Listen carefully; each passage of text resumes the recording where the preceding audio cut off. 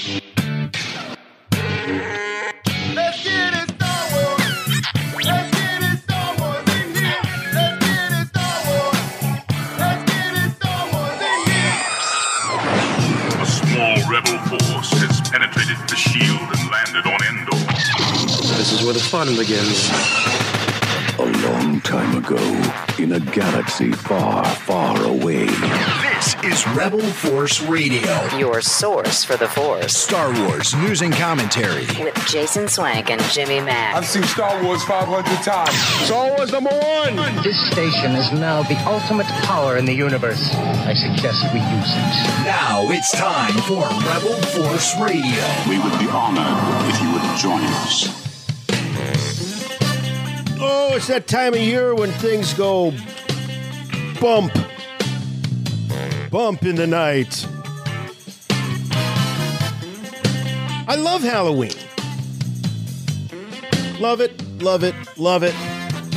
And it does make me think about, all of those classic costumes that a lot of us in the original Star Wars generation, those of us in our, in that age, we used to go. And do you remember you would go into the department stores and there would just be stacks of these boxes, and you would see like the labels on the side. You would see like R2D2, C-3PO, and you would pull it down, and there would be like the clear plastic in the front of the window of the box, and you would see that plastic mask. And, the outfit was, this is going to be hard for a lot of younger listeners to understand. It was a plastic mask. They had a rubber band in the back, and you put it on, and it was very unlikely that mask was going to hold up throughout, 3 or 4 hours of trick or treat. It was very unlikely. It was going to crack. It's going to start pulling into your eyeballs and stuff. But the kicker was that the outfit that you wore was this plastic, like onesie thing that was like a shirt and pants combined. And it wasn't even it didn't even look like the costume of the character. It was usually just a picture of the character that you were dressing up as. It was even as a kid, I remember, like, can't they do better than, why can't I look like Darth Vader? Like, why is it a picture of Darth Vader? I want to look like Darth Vader. I knew it was lame even then. And then you go into these Halloween stores now, and these kids have so many choices. It's crazy. But anyway, so yes, happy Halloween to everybody. Welcome back to Rebel Force Radio. We are your source for the Force during Halloween and all year round. But it's especially fun because this time of year brings out the kid in all of us, and that's what loving Star Wars is all about, is keeping that kid alive. And I tell you, I know one person who always keeps the kid inside alive, and that's my good friend and yours from Chicago, Jimmy Mack. Hey, Jason. Hey, Star Wars fans. Thank you for that compliment, Jason. I really appreciate that. You do. Why grow up? You do it better than anybody. Why grow up when you have so much fun being young? And so I say, be young at heart, and time is only relative. And as Qui-Gon Jinn says, your focus determines your reality, and my reality hasn't advanced beyond the age of 14. How you doing? Hey, oh, by the way, those the costumes you refer to in the boxes, those were called the Ben Cooper costumes. And they had so many different licenses. And of course, they did. Can I just say that I think they were like the Funko of, the 70s and 80s, where what I mean is they had every license you could imagine, like you were saying. Marvel, DC, Star Wars, Dukes of Hazzard, Knight Rider, I mean, everything. Mork and Mindy, Happy Days. Happy Days. I walked around one year for Halloween with a plastic Henry Winkler face covering my own. And it was cool. I was, 2 thumbs up. But I'll tell you this, exclusively at Target to celebrate the 50th anniversary of Lucasfilm, Star Wars Ben Cooper costumes are available in the classic boxes and everything. You have Yoda and you have Darth Vader. At Target? Yes. At Target. It's Target exclusive. And it's not the full costume like you remember it. It's the mask and it's a shirt. And I think it's adult sizes too. The Darth Vader definitely comes with a cape and looks exactly like the classic Ben Cooper Darth Vader costume from back in the day, which I definitely had one. I was definitely Darth Vader for at least a couple years. I wore that thing. And did you get a new one every year? Because I remember repeating. I'm embarrassed to say now that I was Michael Knight of Knight Rider fame 2 years in a row, and yeah. But I had to rebuy the next year because those masks never. I couldn't keep those masks. Yeah, and then plus after one night of Halloween, there's kind of a film that covered the inside of those plastic masks. You really didn't want to revisit that. No, that's true. It was fine the night of as it was happening. You lived with it. But once you took that mask off, you were pretty much done with that mask. Yeah, it was gross.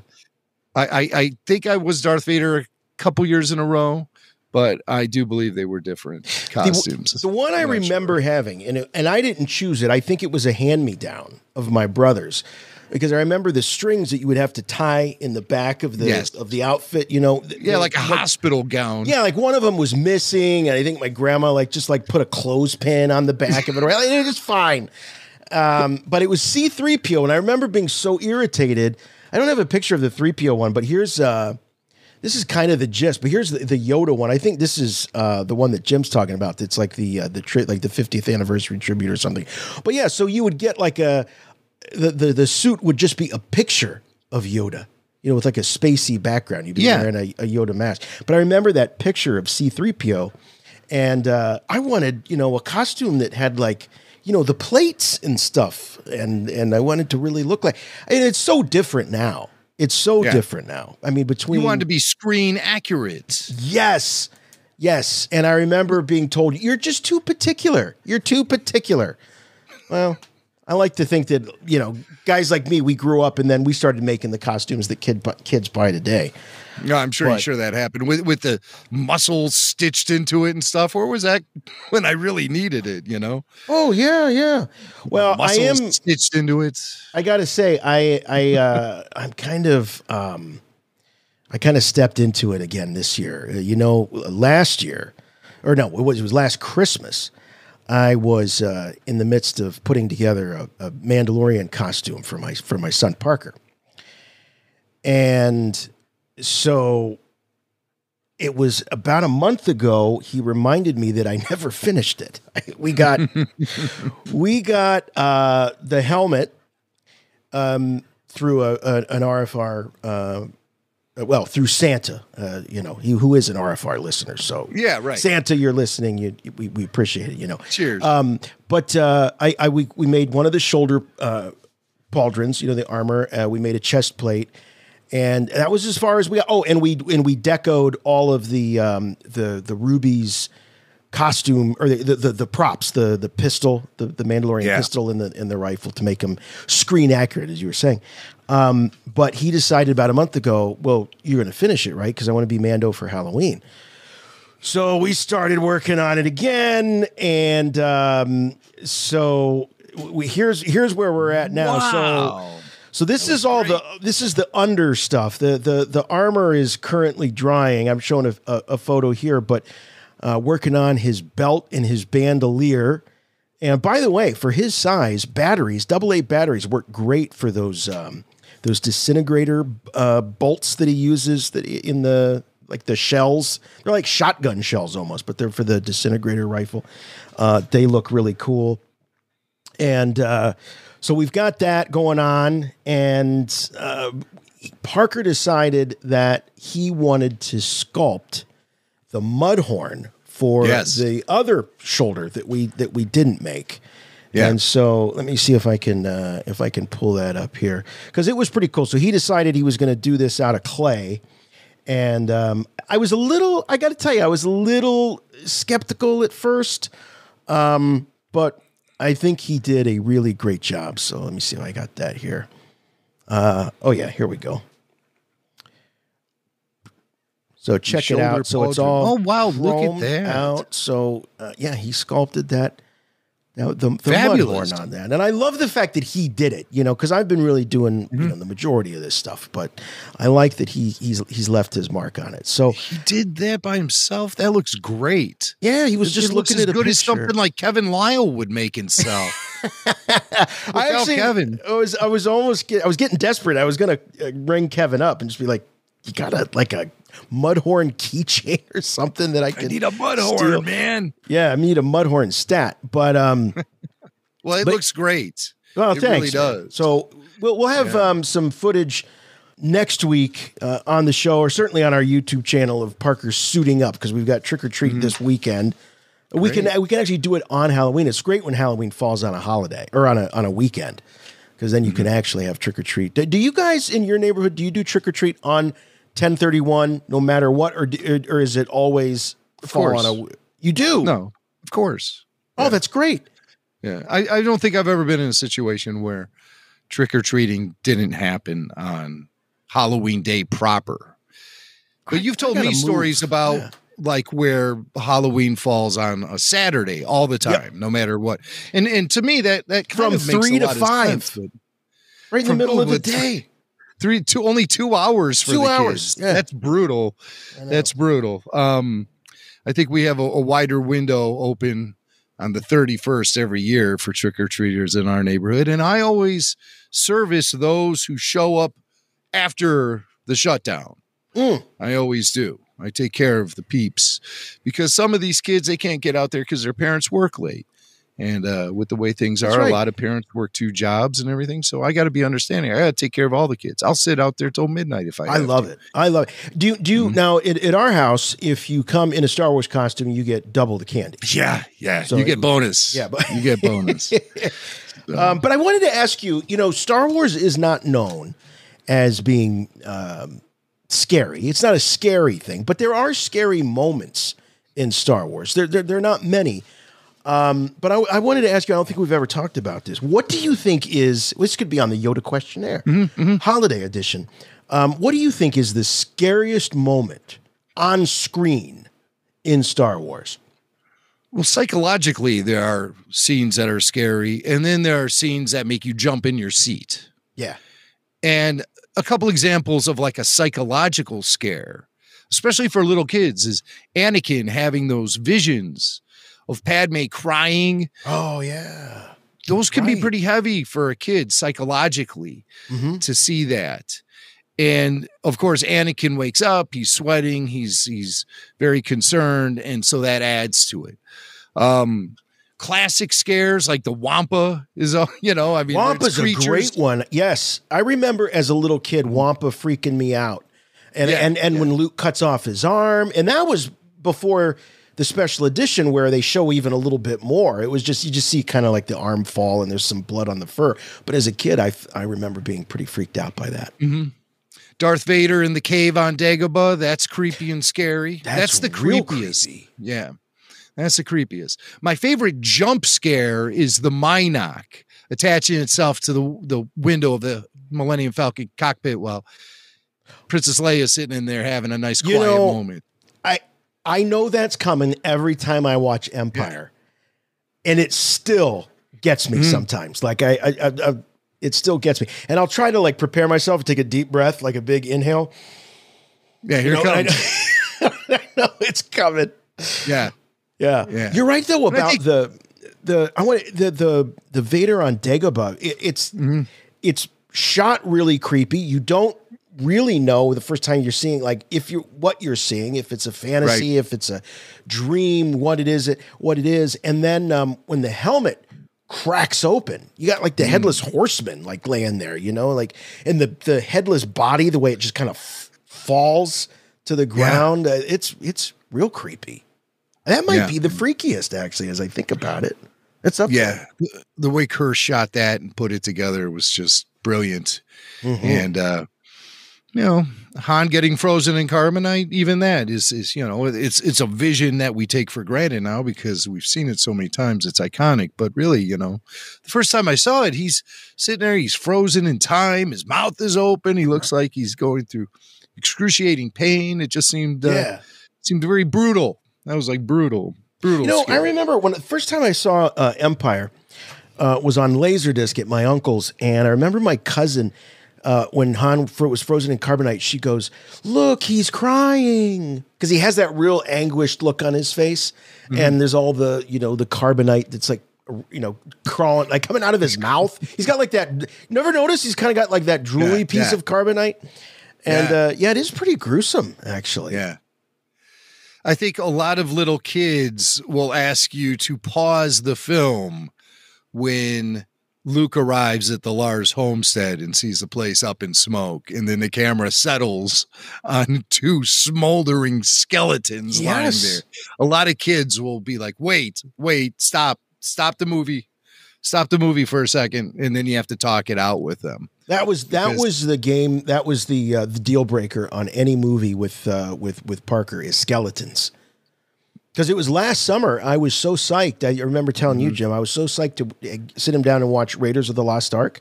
He's 8. I'm like, this is great. He's gonna love this. It's swashbuckling. It's action adventure. He's gonna want to be Indiana Jones for Halloween. I can see it. No, man. As soon as that skeleton in the beginning of Raiders, when they, all the booby traps are going off and stuff. Yes, he was out. He was gone. That was the quickest tap out Indiana Jones has ever experienced. It really was. He's even Short Round was like 7 or something. Oh, I kept saying, I'm like, hey, wait till the next one you'll meet Short Round. You're gonna love him.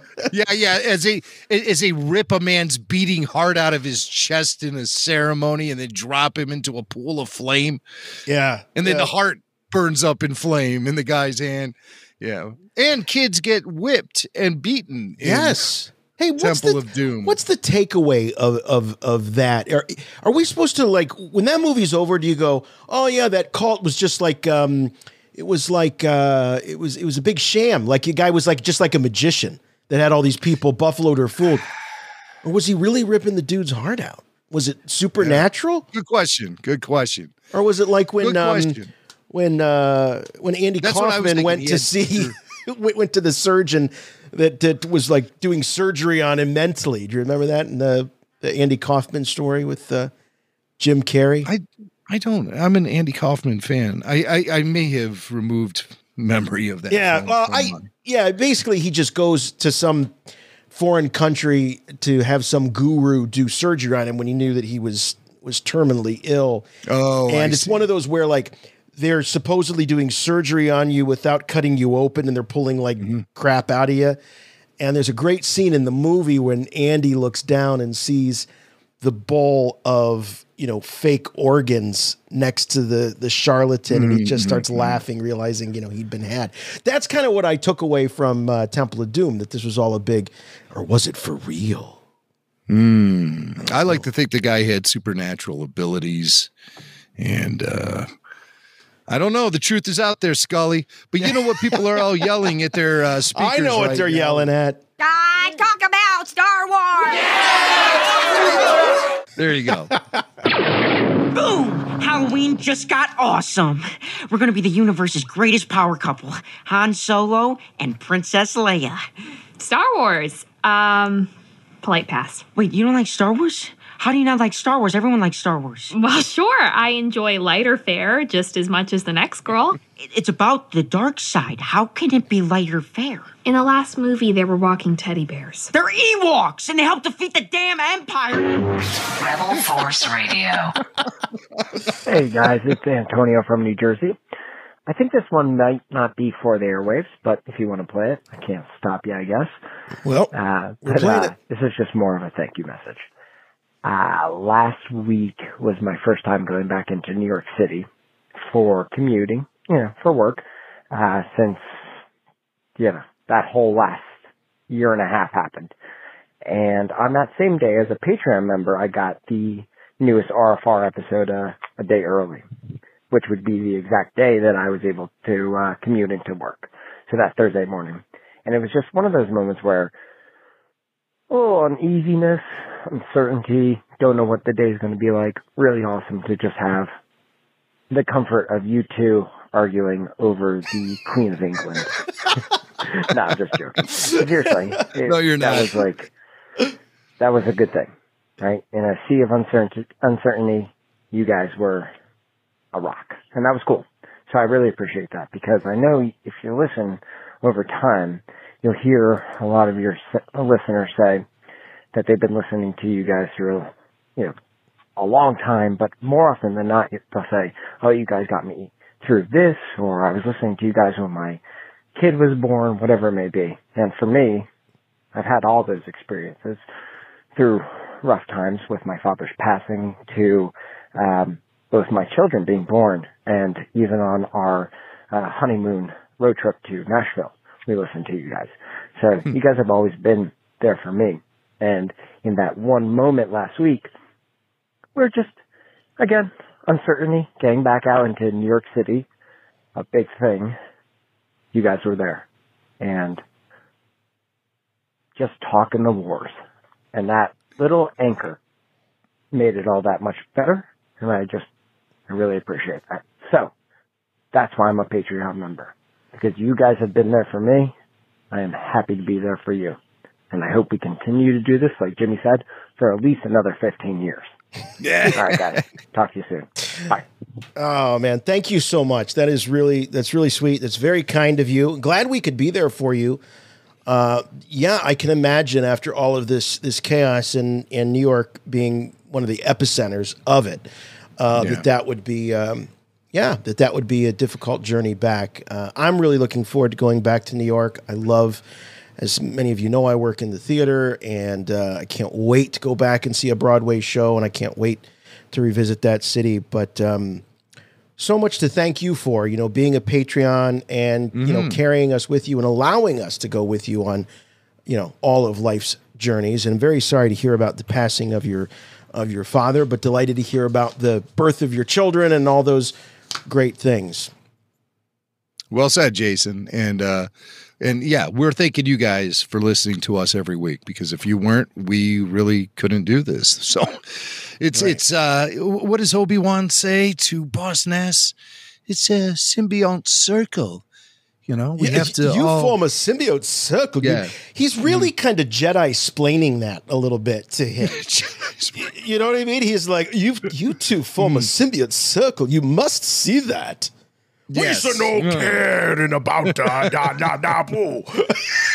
Well, in the symbiont circle with our listenership, I believe we are the Gungans, you and me, Swank, and they are the Naboo royalty. That's At least for sure. in my book, they are. Yeah, so thank you very much, Antonio. If you would like to leave us a voicemail, we really encourage you to do so. 708-320-1737. That's 708-320-1RFR. Or you can just send it as an audio file to show@rebelforceradio.com. We'd love to have those voicemails. All right, we got a little bit in the news here we want to run by you. I have good news for you, my lord. That's good news. Come closer, I have good news. Oh, man, is this good news or what? Hayden Christensen?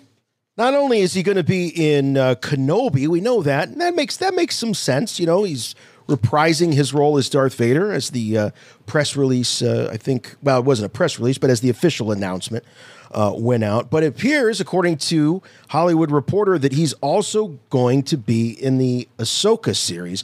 And Jim, this does match up to some rumblings and some rumors that we have been hearing as of late.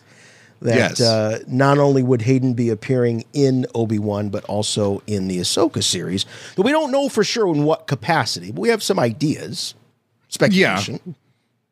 I'm thinking there's going to be flashback sequences in the Ahsoka show, much like there's going to be flashback sequences in the Book of Boba Fett. We might see kind of a similar format being established for the standalone character miniseries, if they are miniseries. I assume they are. Yeah. But you never know. You never know.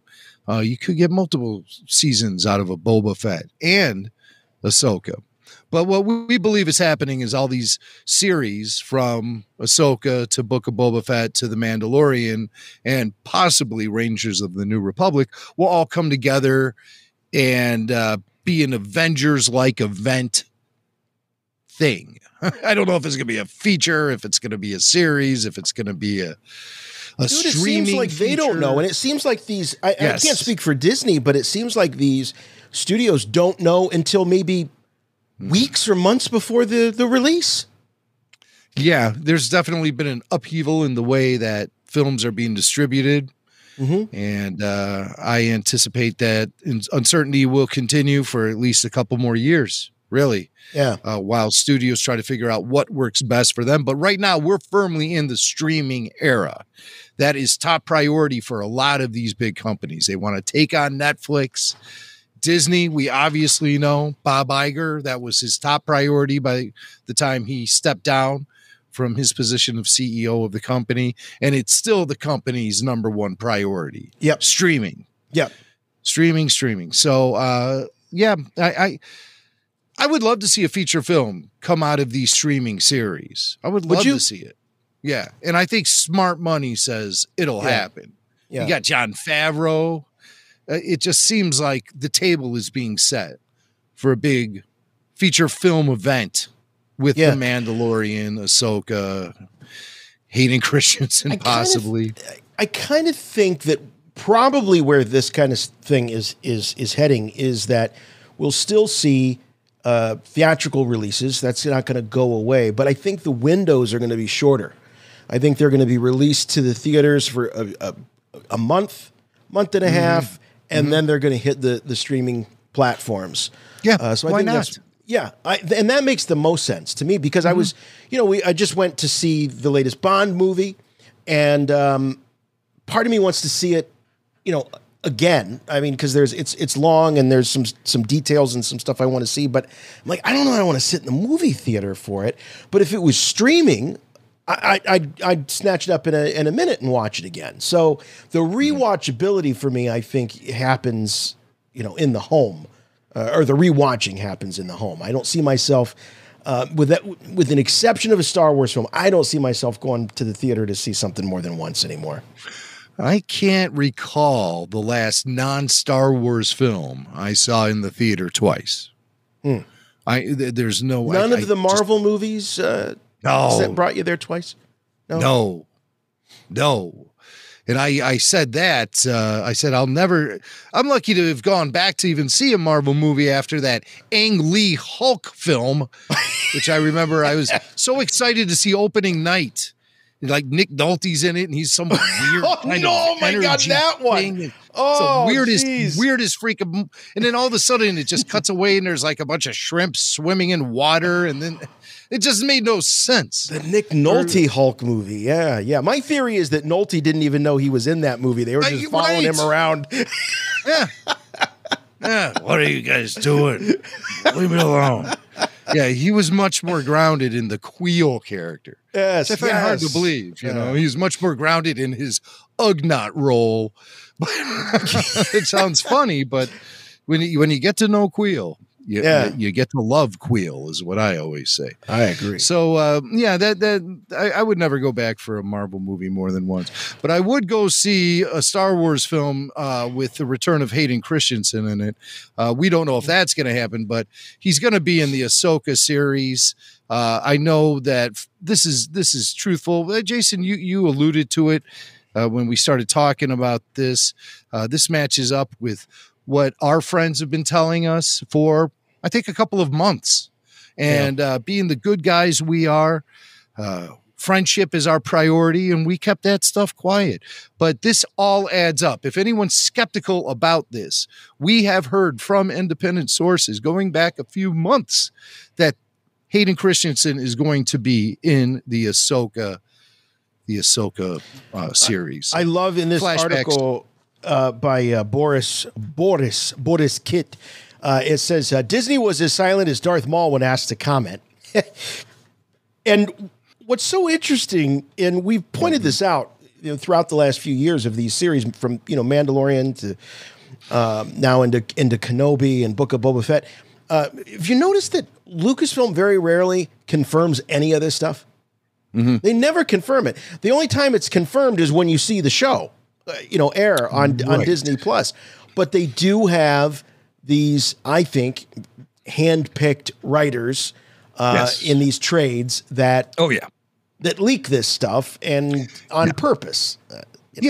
Right. It's all very controlled. It's all fix. But and then that's why this guy's able to say exclusive, even though they refuse to go on the record. Right. You know? Which is weird. Why wouldn't they? Yeah, I don't especially considering that they made no mystery about the fact that Hayden's going to be in the Obi-Wan series, which shocked me, especially after going through the first 2 seasons of The Mandalorian. And sure, the rumor mill was running hot and heavy with news of Tim Morrison shooting sequences. Heck, even we were able to report here on Rebel Force Radio that the Book of Boba Fett was going to happen long before it was announced. It just surprises me that they are so choosy about the characters that they're going to feature in the streaming series, yet they pre-announce a Hayden Christensen appearance, like one of the most important characters in the entire Star Wars mythology is Anakin Skywalker. Wouldn't you like to keep that a little bit of a secret? Maybe they just thought it would be impossible to keep a secret. I or have a maybe they're theory. looking for the PR buzz is what they're trying to do. I have a theory. What is My that? theory is that when you see an announcement like the Hayden Christensen in the Kenobi series announcement, that otherwise would have been very characteristically kept guarded by Lucasfilm. I think it's Hayden's people insisting that it get out there because it does raise his stock out there as a working actor when he gets attached to a Disney project, something as high profile as Star Wars. Then all of a sudden they're like, oh yeah, the Hayden Christensen's back doing some of this. Maybe we should send him an offer for this thing or that thing. I think you're absolutely right. I didn't copy it over to the notebook, but at the very bottom of this piece by Hollywood Reporter, it clearly says Christensen is repped by Paradigm. Yeah, right there. Christensen is repped by Paradigm. So they get a little plug for their agency, and they're the ones who tell Hollywood Reporter that Hayden's going to be in the Ahsoka series. So then when Hollywood Reporter follows up and goes to Lucasfilm, they clam up. Yeah. Notoriously, as they always do. Right. We will neither confirm or deny. All right, so let me ask you, you were saying flashbacks, obviously. I mean, let's keep in mind that the Ahsoka series is 5-6 years post Return of the Jedi. Not only is Anakin Skywalker dead, Darth Vader is dead. What role, you might ask, does Hayden Christensen as Anakin Skywalker play? And I think there are 2 possibilities here. One, Jim, you already mentioned, which is flashbacks, and how cool might it be to see Clone Wars era storylines done in live action. Be so awesome. And here's another theory. Anakin Force Ghost communing with Ahsoka Tano. Why not? That could be. Usage of the Force Ghost has been done so very prudently in the history of Star Wars. Yeah. It's not something that gets trivially used. Right. Especially when you're trying to promote your movie in China. Oh, they got a thing. They got a thing about ghosts. Yes, we've heard ghosts. this. Right. Yeah. We've heard this. So, yeah, I don't know. I would love to see it. I would love to see some return of the Force Ghost. Obviously, we saw Luke Skywalker in The Rise of Skywalker. We saw Yoda in The Last Jedi. But it would be fabulous to see Hayden come back because he's a Force Ghost that was obviously represented at the end of Return of the Jedi. And a lot of people get mad about the removal of Sebastian Shaw. And I'm sort of 50-50 on that. But it would really sit a lot better with me if I saw more appearances of the Hayden Christensen Anakin Ghost. If it started to become a more common appearance within new Star Wars, then when I look back at the Return of the Jedi Special Edition, which I always call it the Special Edition. Yeah. When I look back at that, then I say, okay, I get it. I have no problem with it because it's become more commonplace.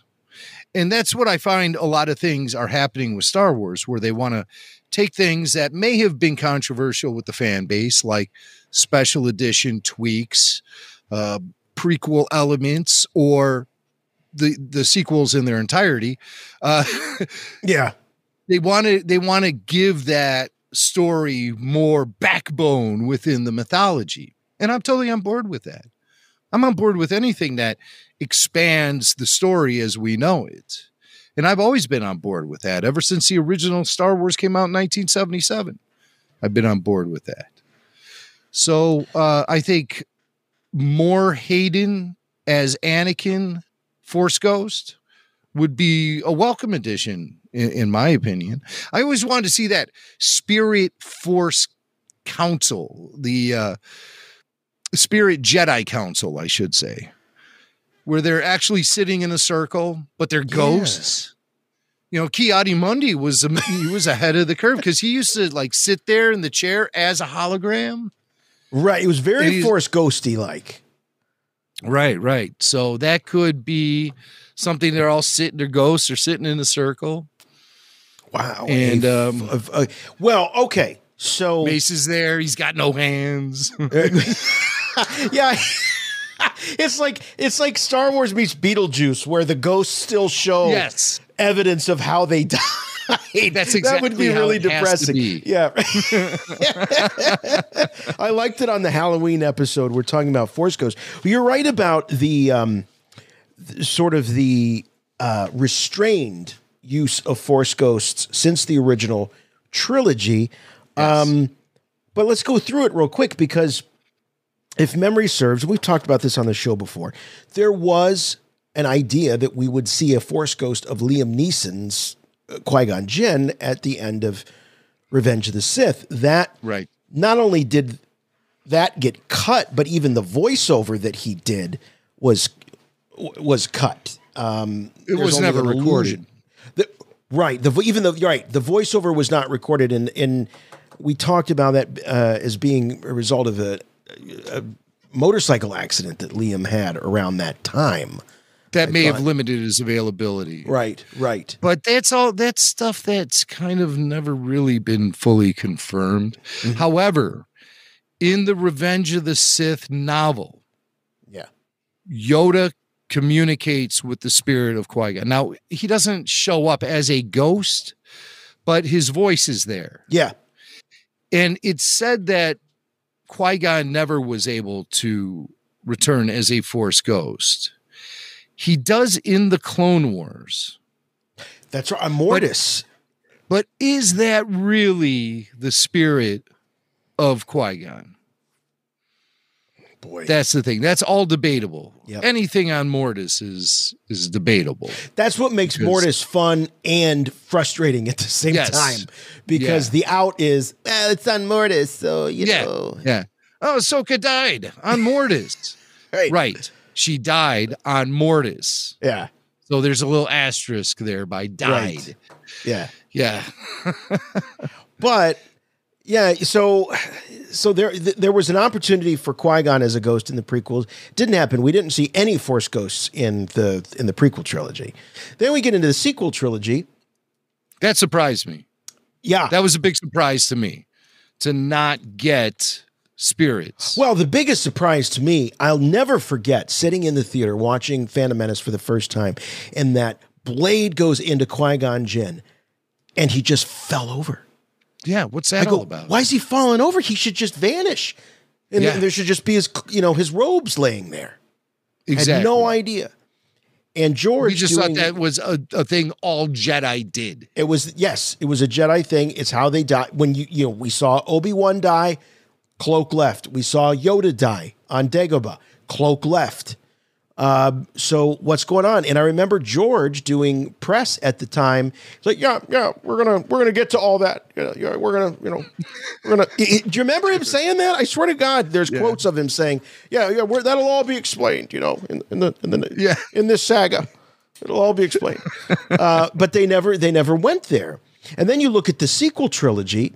Good point that you brought up about Clone Wars, because really that was the next Force ghost that we saw chronologically was Qui-Gon on Mortis. Yeah. Shmi shows up, but that's a trick from the brother. Yep. And Ahsoka shows up. Future Ahsoka shows up. Future to talk to Ahsoka. young Ahsoka. So that's when you start really scratching your head saying, well, why, how can future Ahsoka? And it just gets very puzzling. Yeah. And I think that was just some sort of vision. It wasn't a real Force ghost visit. And Right. yeah, so that's one that's always So that sort of delegitimizes the Qui-Gon Force Ghost, is the fact that these other two are just like fantasy, dreamlike illusions or something. Yeah, I always thought maybe the father was presenting that or something. Right. There was just something behind it that was a little unnatural. Yeah. At the end of the day.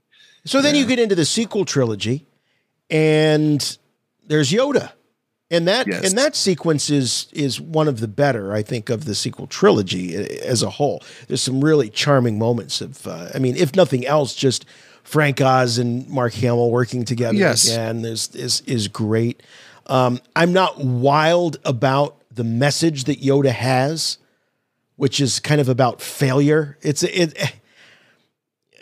We could spend a whole show on that, and maybe we will talk about that at some point, but I'm sure it's in our reviews of the film and then our commentaries. But still, it's a clearly a legit Force Ghost experience that Luke has with Yoda there.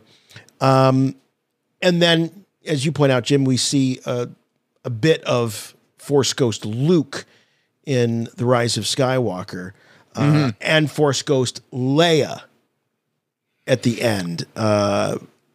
When that's Rey right. shows up I forgot about that very end part there. Yeah. That's actually a pretty nice moment. And I know a lot of people, and myself included, were disappointed that they didn't include Ben Solo as a part of that Force Ghost vision at the end. I would have liked to have seen Ben Solo there as part of the trio.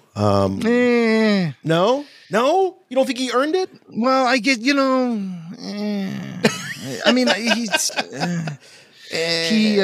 I would have liked to have seen in The Rise of Skywalker. It was an element that was present in the novelization where the spirit of Luke would appear in Kylo Ren's head and taunt him about things. Because then it follows up on what he says in The Last Jedi when he goes, "See you around, kid." And he's like, "I'll always be with you," Oh, He says right. things like that. Yeah. Would you like to hear a little George Lucas talking about the Qui-Gon Jinn ghost from Revenge of the Sith? That I would. Into the film?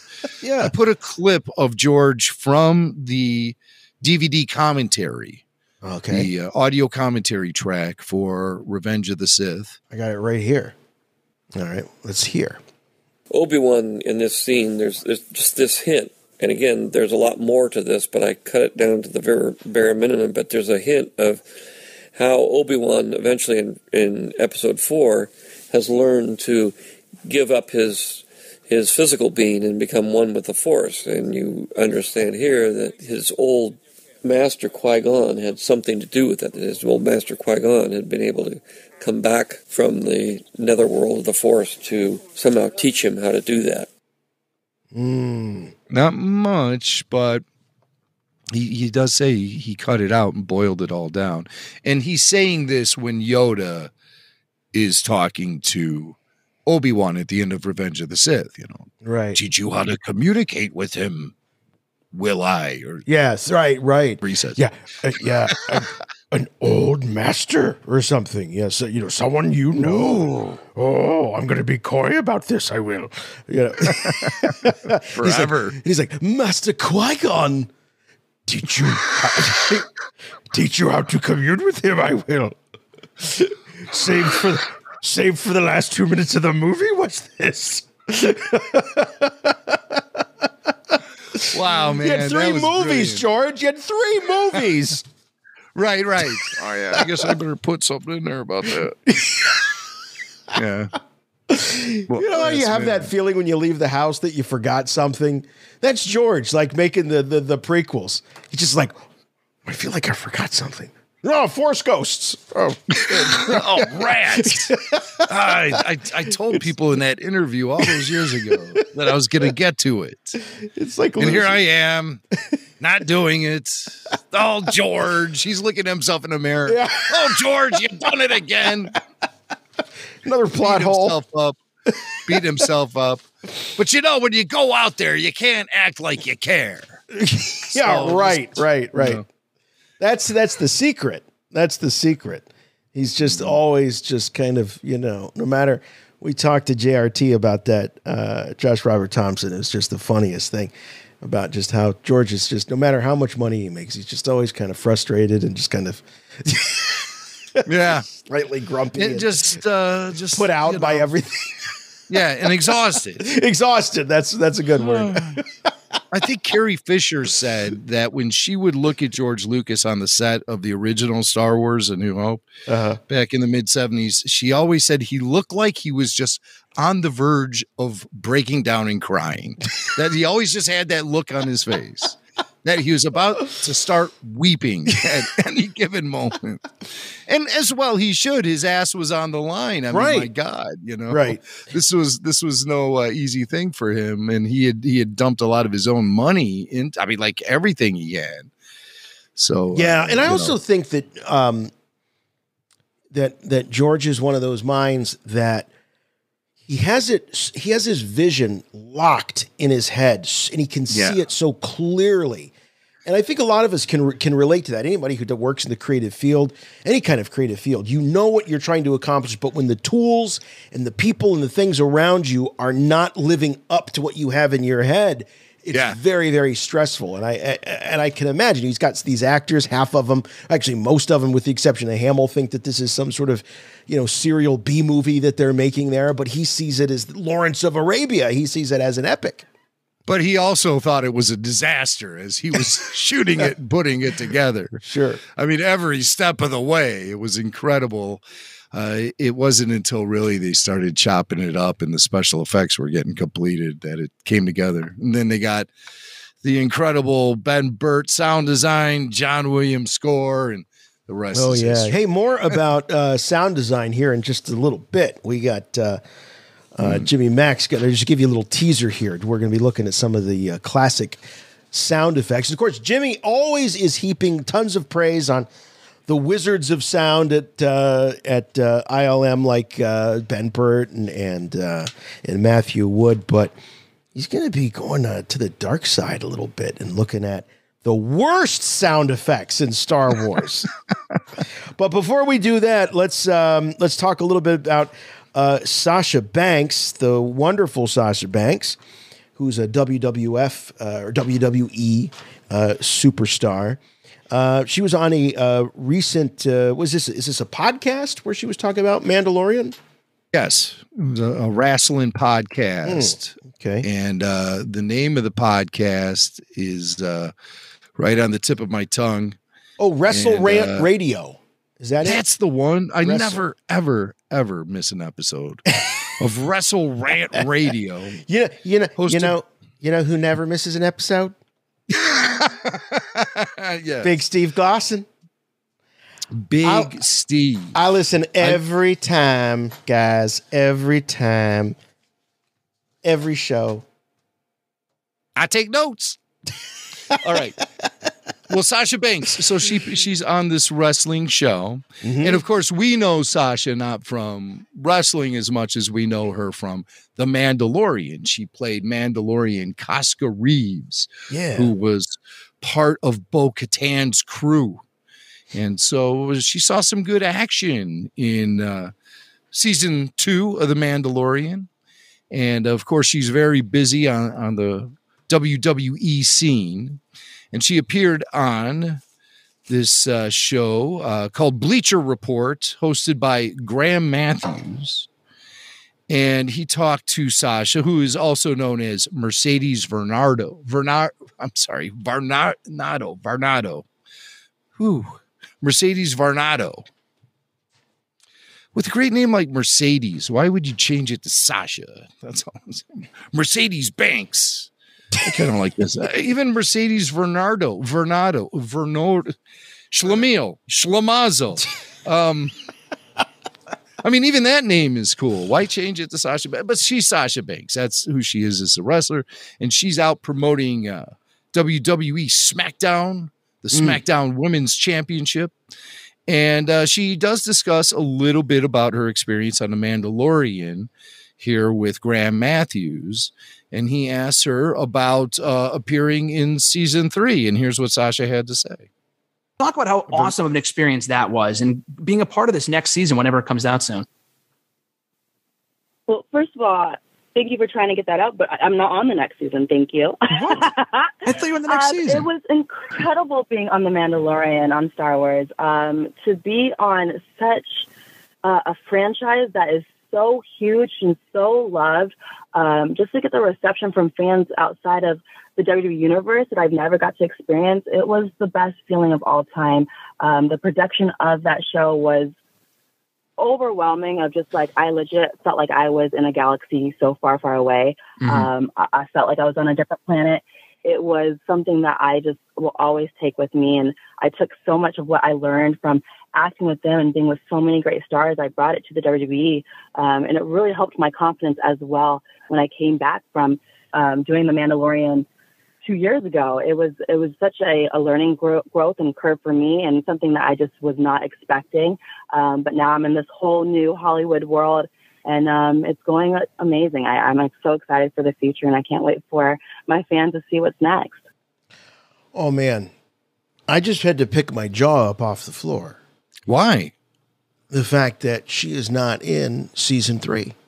Of The Mandalorian, because of what I expect and a lot of fans to expect what season 3 is going to really focus on, which is this whole Mandalorian plot. And I'm just wondering what happened, because Bo-Katan's going to be, well, I shouldn't say but we assume Bo-Katan's going to be there. This is going to be about Mando and maybe a reunification of the two Mando factions or something. Like, why wouldn't her character be there?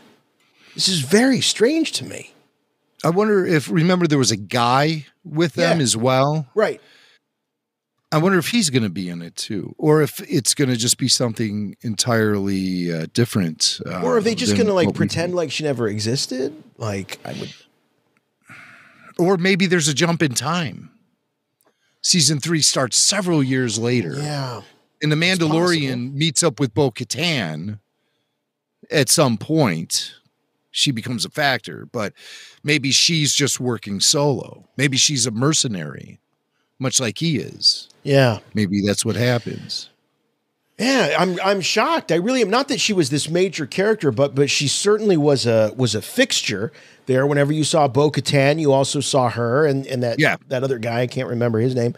Right. And knowing where we all have speculated that the series is going to go, I thought that her role would expand. Never thought she would just not be in it. It could be a case of conflicting schedules. Yeah. Obviously, the Mandalorian schedule had to get moved for season 3. It was supposed to be shot much earlier this year.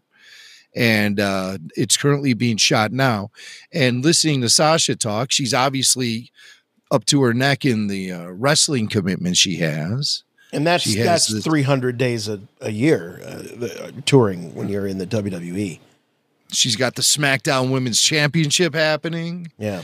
And so she has big-time wrestling commitments. And if you listen, she says, my fans are going to be really excited to see what's next. Yeah. So she may have had a gig after The Mandalorian already lined up. Right. And maybe season 3, the shift in the shooting schedule has changed things. So she's just not going to be in it. Not to say she's never going to show up on the show again, but she's not going to be in season 3. No season 3. She was there in season 2 for the biggest moment one of the biggest moments in Star Wars history was the grand return of Jedi Master Luke Skywalker on the scene, wielding the green lightsaber and balls out Jedi confidence as he mows down dark troopers. And Sasha Banks was on the set for that. And she talks a little bit about the reaction to Luke Skywalker's return on The Mandalorian. it was so cool watching as well because every time The Mandalorian came on, it was always on a Friday. So it was right before SmackDown and I went to work. So I'm like watching as a fan with everybody else and like freaking out. I'm even on this show now. I would just walk to work or go to work. And then everybody backstage is just like, oh my God, freaking out. And it's just so cool to see your coworkers freak out about something else that's not just wrestling. You know, it's usually always great match, great segment, but it's like, you're on freaking Star Wars, The Mandalorian, and that episode was so cool. I'm just like, yeah, of course I am. Of course I am.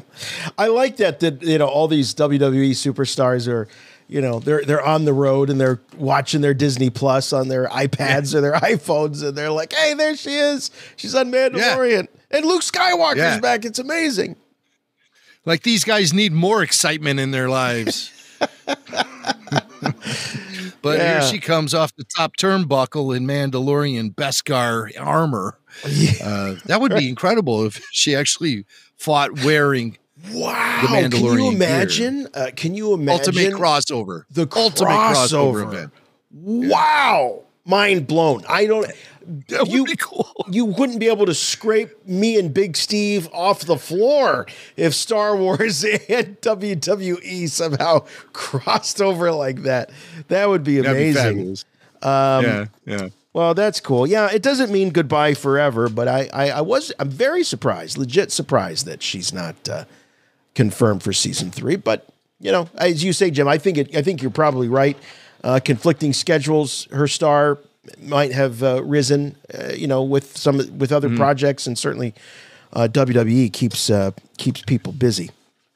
Yeah, it sounds like she's on the verge of announcing something going on, some Hollywood project involving her. She certainly was alluding to that in the first clip. So my guess is Fast and Furious 10. You could be right. She fits the bill. Yeah. I could see her doing that.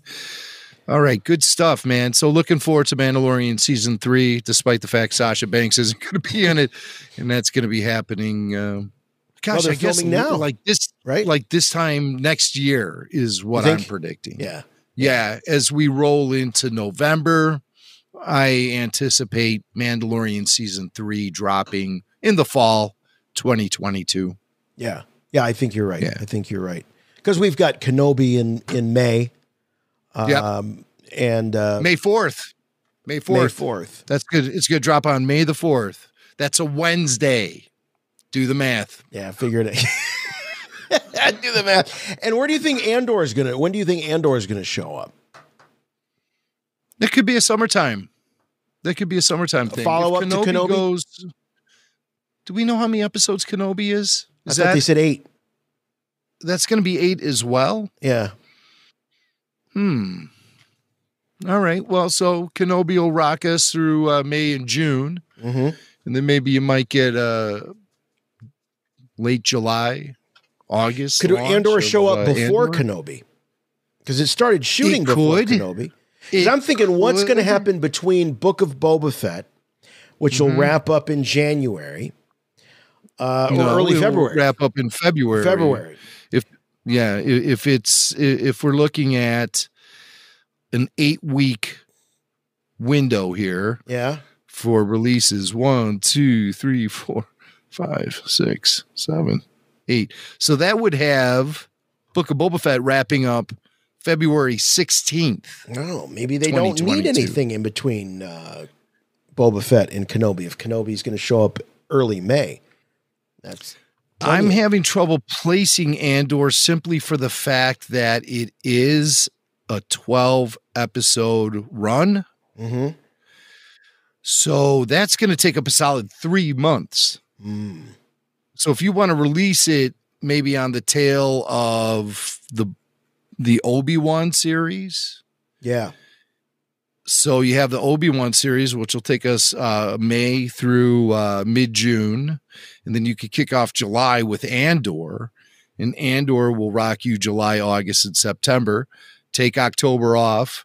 And then bring back Mandalorian at the beginning of November. That works. Yeah. That works. And that'll be a 2-year break for Mandalorian. That's, for something as hot, a property as hot as that, for it to take a two 2-year break. That's a big deal. Sopranos did that once, I remember. Yes. It's hard to call it a break, though, because Book of Boba Fett is definitely going to be picking up on where The Mandalorian left off, we assume. Yep. From that credit sequence. We'll probably see that credit sequence as the first scene of the first episode of Book of Boba Fett. We'll see it replayed and maybe expanded a little bit. Mm-hmm. And then there's some splaining to do. So lots of splaining. Yeah. We need lots of splaining. But it looks like it's going to be a pretty action-packed 2022. Wow. Yeah. Yeah. I was calling out those dates. I don't even know if I was on the right year on the calendar. I think I was giving 20. It was like 2018 dates. Close. But I'm guessing 2018. I mean, all right, maybe that's not close enough. Looking forward to Solo, a Star Wars story. But is that on that calendar? Yeah, my scrolling abilities have fled me here mid-show. But I think that's how we're going to look at the rollout of content for 2022. We'll start it off with Book of Boba Fett. Roll into Kenobi, have a summer of Andor, and then November, December with the Mando. All right. In Ahsoka, we didn't get to that when we were talking about Hayden, but Hollywood Reporter is saying production to begin on Ahsoka in early 2022. So production starts off first quarter of 2022, which would probably put it into first quarter of 2023 finally to debut. So, yeah, makes sense. See that. Follow up this third season of The Mandalorian with the Ahsoka series. Yeah, does. Yeah. So that's how it all probably play out. It's going to be a busy year next year, 2022. Yeah, but I'm looking forward to it. Yeah. Yeah, it's not only big shows, big series that give us new Star Wars or a new look at Star Wars on Disney Plus. There's also Galaxy of Sounds, which sounds like a Jimmy Mac podcast if I ever heard one. Galaxy of Sounds.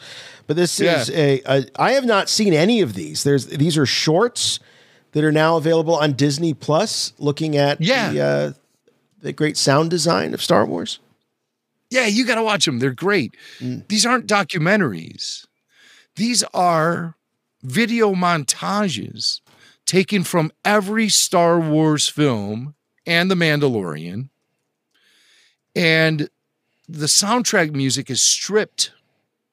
So all you get are the sound effects, which really give you a different perspective of the Star Wars content that's being presented to you. And it works really well in some cases. And in other cases, it's kind of odd. When it works its best is when you're really placed in the moment with what's happening on the screen. But I'll tell you where it didn't work for me. They showed the entire Yoda lifting the X-Wing out of the swamp on Dagobah with no John Williams music. And it felt really stiff, man. The John Williams music makes that scene. I'm convinced. But it's an interesting study to see it as if you were there, Yeah. Without all the fancy sound effect or soundtrack. There's no dialogue, and it's not really full scenes being presented all at once. There are some lengthier scenes or sequences where you really get wrapped up in the scene itself, but for the most part it moves around, and it does so. It's so brilliantly edited, the way that it takes all of these different sounds, all of these different scenes from different trilogies and films, puts it all together and just flows. It just flows as if it almost feels like these films and series were all made at the same time, which I found really impressive. And it'll jump on a theme. Each one of these shorts are based on particular themes. The titles are the episode titles are Wonder, Excitement, Dark Side, Light Side, Beeps, Connections, and my favorite, Oddities. And it features scenes from all 11 live-action movies and The Mandalorian. It's a lot of fun. It is really, really, really well done. And it's just such a different look at some of these iconic moments from the saga without the oxygen, without the John Williams music. And what's interesting is that when I watch these scenes without the John Williams music, I hear it. I could turn it on in my head and I hear it. And I find that so funny because when I listen to the John Williams soundtracks, I hear the dialogue and sound effects in my head to go along with the music. You know what I mean? Oh, yeah, absolutely. Yeah. So I strongly recommend this show, Galaxy of Sounds on Disney Plus. Jason, you should watch it. It's really nice. It's kind of in the vein of the Star Wars biomes. Yeah, but those that were a stuff fun was surprise. that stuff is like a little more, that lingers much longer on the environments. This bounces around and it'll latch onto a theme. Like, for example, Han Solo's dice. You'll get sequences with Han Solo's dice from The Last Jedi and then in Solo, and it mashes up and it just really works both visually and audibly. So it's well worth checking out. I thought it was just so well done. So that's Star Wars Galaxy of Sounds on Disney Plus. And as I was watching the series, it occurred to me that while I love the sounds of Star Wars, and I recommend the book too. It's called The Sounds of Star Wars by J.W. Renzler. And it's awesome, written with Ben Burt. And that's the one that's got the little the player that you can play the sounds while you're reading along. Yeah, that's cool. It has a speaker with a headphone jack, so you can hear the sound effects really clearly as you read along about their origins and the Ben Burt mastery that went behind it, and other guys like Gary Rydstrom, David Acord, Matthew Wood, etc. So this Galaxy of Sound series is basically a tribute to those guys, all the great audio engineers who's worked on the Star Wars films. But as I was watching this and relishing, Jason, in the audio atmosphere provided by those wizards from Lucasfilm, it occurred to me that not every sound effect in Star Wars is perfect. And some of them I find downright irritating. Wow. So, okay, I would like to present my top 5 worst Star Wars sound effects. Top 5. Top 5. Here we go. Top 5 worst Star Wars sound effects as chosen by me. All right. This is my own personal preference. If you love these sound effects, my addition of them to this list is not demeaning you in any way. I'm not saying your choices are bad. I'm not shaming you for liking something I don't like. And I'm not even necessarily saying that any of this stuff is actually bad. But it's on my list for a reason. So, my list. You have to be very specific with Star Wars fans these days because it's very easy to offend. I don't want to offend. This is my list. Get your own list. Okay? Get your own show. So here we go. We're going to go from 5 to 1. Okay. Here's number 5. Uh-huh. We go together. I wholeheartedly agree. Okay. So you might be asking yourself, what is the sound effect in there that really Anthony irritates Daniels' me? voice. Wrong. and not John Boyega's voice either. And not Chewbacca's growl. It is BB-8. And you know why BB-8 irritates me? It's because there's no creativity at all with the BB-8 sound that's being made. BB-8 is mimicking John Boyega saying, "We go together." You hear BB-8 go, "We go together," and I hate that. That is like fingernails on a chalkboard to me. It is completely, these guys are taking a day off in the sound department, or it's J.J. Abrams making another stupid decision. So here I've isolated the sound in the RFR Sound Lab to try to strip away as much music and whatever. But listen to BB-8 as he mimics John Boyega saying, "We go together." We go together. Oh, yeah. Yeah. Woo! Yeah. And that jumped out like a sore thumb at me the first time I saw The Rise of Skywalker. And to a lot of people, the first time they saw Rise of Skywalker, there were a bunch of sore thumbs in that movie. But that's just the one that really got under my skin. And again, not a hater. I like The Rise of Skywalker. So what are you going to do about me? There is a moment where R2 mimics Luke. Do you know what I'm thinking about? Okay, well, this did not make my list. But before you start mentioning other things, I think we need to make it through the list first.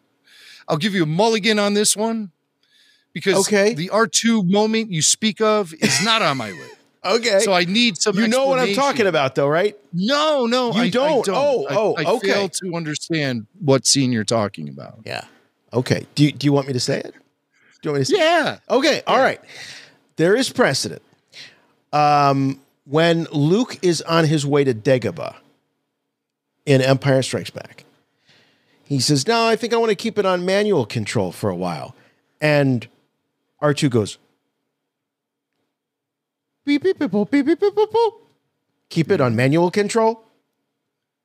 Keep it on manual and you control. can see the read there. Keep it on manual control. Okay. That one I never noticed. Manual And control. next week, when you put together your worst sound effect, No, I'm not trying to. I'm not trying to discredit. I never this noticed that because I agree. I think BB-8's voice is way too literal, and that's what. Way too literal. Yeah, the literal nature of it. And when I was putting this together, these sounds, I thought to myself, I wonder how many people caught that when they saw episode 9. Mm-hmm. Or am I being, because, I always go through that. Am I being too harsh and critical here? And I play it over and over again until it starts driving me mad. And I'm like, I definitely hear it. So it makes the list at number 5, BB-8, We Go Together. So I got a question though about this. Is this categorically BB-8, not as a character, but as a BB-8's voice in general? Or is it just this particular moment? I think there are other moments where he does that. Yeah. That sort of rhythmic callback almost. Yeah. His droid impersonation of human words, maybe. But just don't like that we go together. Fingernails on blackboard. All right, here's number 4. All right, here we go. We lost something. Oh boy. It wasn't the sound of destruction of Anakin Skywalker losing something. No, it was my favorite droid of all time, R2-D2, pulling an uh-oh sound. Uh-oh. Yeah. No, can we isolate that sound just to hear it? Yeah. Let's do that. R2, uh-oh. And boy, again, another droid giving me fingernails on a blackboard feelings, where I just felt it was really goofy for R2 to say that. And as a matter of fact, during that entire crash landing sequence, R2 is at his most annoying with the boops and the beeps. Even at one point, Palpatine looks at him like, will you shut the up? God, somebody turned the blender off already. Yeah. R2 in that moment is almost like Scooby-Doo, like ruh-roh, Raggy, ruh-roh. Oh, that is so true. That is so true. I didn't even think of that. So that's number 4, R2, ruh-roh. And actually, I think, I'd like to dispel the myth that actually is Scooby-Doo. I think it's Astro from the Jetsons who says ruh-roh. Same voice actor. Yes, but I think that is something. Scooby-Doo never says ruh-roh? I think Astro? that is an Astro trademark. Okay. Uh-huh. Ruh-roh Rorge. Exactly. All right. So, okay, so that's number 4. Worst Star Wars sound effect, number 3.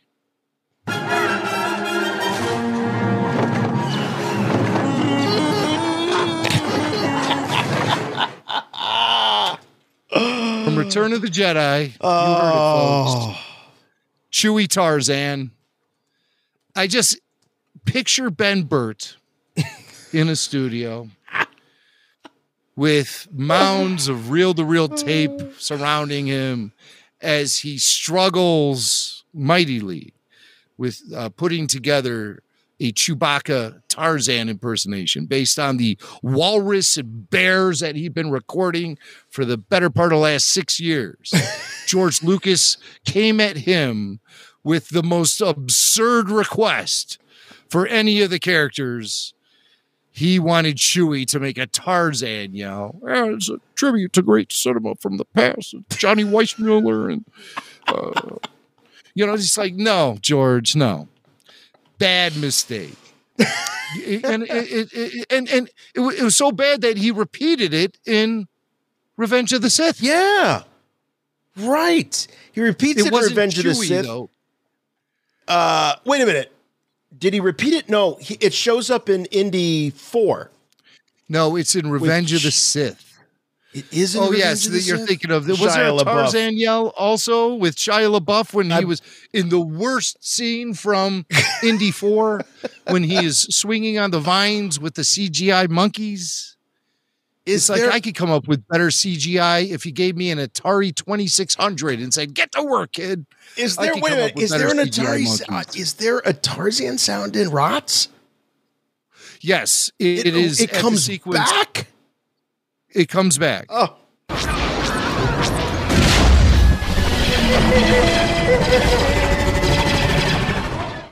So he couldn't even help himself. He had to put it in the third film of the second trilogy that he did. So now you're Ben Burt. You're still in that office. And he's like, hey, remember that thing we did? Return of the Jedi? Remember that Chewie Tarzan? I loved it. I loved it.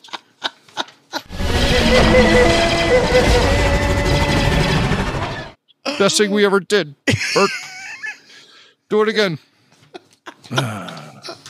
Damn. Oh, but at least at this time, he's got digital technology where he can pitch it up and down with ease as opposed to running it through the recording heads of an analog reel-to-reel. Because, you're in a galaxy far, far away. There's no Tarzan. Tarzan doesn't exist in a galaxy far, far away a long time ago. Chewie. Really? And then when they were celebrating in the Ewok village afterwards, Chewie was doing full scenes from Bogart in Casablanca. There, he's just like full of classic cinema all of a sudden. Here's looking at you, kid. All the big everything. He turned around and stared at Chief Chirpa and just said, "Rosebud." It was the weirdest thing, but Chewie was just on fire with the classic cinema references throughout the entire Battle of Endor. Well, we do see the pit droids in episode 1 with the Three Stooges routine. As again, going back to George's love of sort of classic. The Stooges stole their shtick from the pit droids.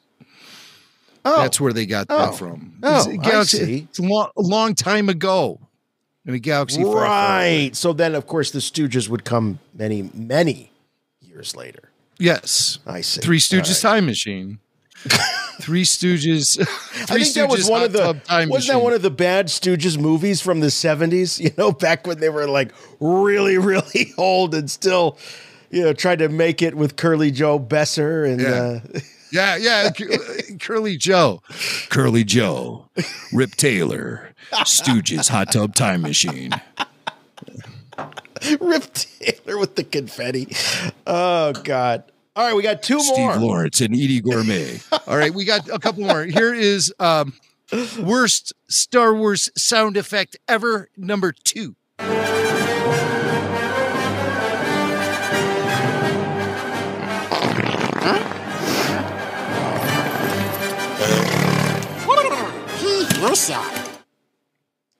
Why, George? Why? Fart jokes. That is like such a beautiful. I mean, the way that whole sequence was shot, up ahead, showing the Mos Espa Arena and the pomp and circumstance with the flag parade and all that, and then cut to Jar Jar in a fart joke. P.U.S.A.? Since when is Star Wars written for 6-year-olds? Oh, it's always been for kids. No, George, no. You've completely abandoned. You've completely abandoned all good taste for a fart joke. Chet will like it. He'll think it's funny. No, George, no. Listen, we all think farts are funny. We do. But we want the stakes to be a little higher in a galaxy far, far away. A little higher. You don't have time to present us with any information about Force Ghosts in the prequels, but you got enough time for an Eopie fart? Do you remember Eopie fart? Do you remember the other fart joke that was supposed to happen in the Yoda in episode 3? Yes. Is that what you're talking about? I do. That is exactly what I'm talking about. So apparently there was a scene that was scrapped where Yoda was going through some sort of checkpoint with Chewbacca on Kashyyyk after the Kashyyyk fell to the clones and after Order 66. And he pretended to be like a little monkey or something crawling, on like a pet of Chewbacca's. And at some point he farts on or towards one of the clone troopers. Right. And I'm thank God that didn't happen. No, it would have been weird. And he was supposed to be putting on some shtick like he was some crazy old man, probably pretty much like how we see him introduced in Empire Strikes Back. Luke thought he was a crazy old man, but he wasn't farting all over Dagobah, Well, you wouldn't be able to tell when you're on Dagobah. I was going to say. Dagobah already smelled bad enough. He didn't need it was one little big green fart. man farting. But let's just isolate that one. Here's Eopie farts. Let's do it. Oh. Yeah, and that's it's wet too, you can tell. It's a squirt. It's a squirt. I mean, and this is like a proud moment. Could you imagine being there at Skywalker Sound the day they were working on this one? These guys are probably laughing their asses off up and down the hallway all day because let's face it, farts are funny. Farts are funny. Undeniable truth of life. The humor value of a fart. But I mean, in Star Wars, it just doesn't work for me. Can I hear that one isolated one more time? Here it is. Oh, geez. There was a lot of different elements going on in that. You're going to break it down, aren't you? Well, I took it into the RFR sound lab. Oh my! And out of all the sound effects, that one was the toughest to clean up, and that's also what the Eopie handler had to say. Hello. All right. Oh, I got a question though. We've seen these great videos of Ben Burt, with the telephone wires and creating the sounds of the. So I got to know, do you think that's a legit fart? And if it's a legit fart, is it an animal fart? Was Ben Burt like recording his dog ripping him? Or is it somebody there at Sky? Is it George? What if it was George's fart? All right, guys. I just had a couple burgers in the cafeteria. Here we go. Am I mic'd up? Am I mic'd up? Do you need a mic check? Here, I'll give you a little one. Here, all right, here comes the big one. Oh. All right, did we get it? No, were you rolling? Oh, no. All right. Oh, Yeah, one we more gotta- for safety. One more for safety here. Oh, there you go. All right. Oh, we got to Call know. Melody, tell her to bring my good slacks. I need some. I'll just wait here. Oh my gosh. Yeah, we got to know. Was that a legit fart? Or were they out there trying to simulate it with like crumpling up paper? Was it a whoopee cushion? What's going on? I haven't talked to him in a seems little organic while, to but, me. I haven't talked to him in a little while, but I'm going to send Matt Wood a question. Matt, how did you come up with that one? I think it's just a guy you doing wrong. And then they just were able to get the good sound. You're right, because All right. that whole scene is so majestic, and it's like it's just incredible, and it's expansive, and he's got to take 10 seconds to Show us the fart. Piusa. Yeah, the Piusa indeed. All right. Wow. I think that would make my number one. I can't believe there's one worse than that. There is one worse than that just because of what it represents. Hit it.